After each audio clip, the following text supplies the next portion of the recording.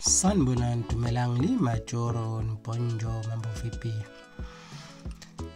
Ukhuzani Mpungose usethole ukusatshiswa kanye nokuxwayiswa nguPhel loyo oyimanager kaMthandeni njengoba ukhuzani ubesanda khipha istatement kwenye podcast ethi uMthandeni njengoba enominatwe kuma-Summer Awards ngaphansi komunxa oxhaswe iMotsepe Foundation kungenxa yokuthi uPhel usebenzela iMotsepe Foundation.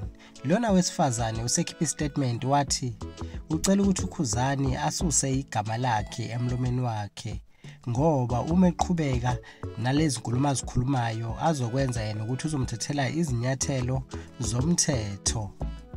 Wathi ucela nabo bonke ebebekade besondeze kule nkulumo noma beyisabalalisa bakuyeke lokho ngoba akusilona iqiniso lokho, yena akasebenzeli noma akasebenzi noPatrice Motsepe. Kodwa ke okunye ngikuphicaphile kulolu daba ukuthi usisi uthi yena akasebenzi noPatrice Motsepe kanti nokhuzani akakaze ethi usisi usebenza noPatrice Motsepe kodwa uthe usebenza kwiMotsepe Foundation.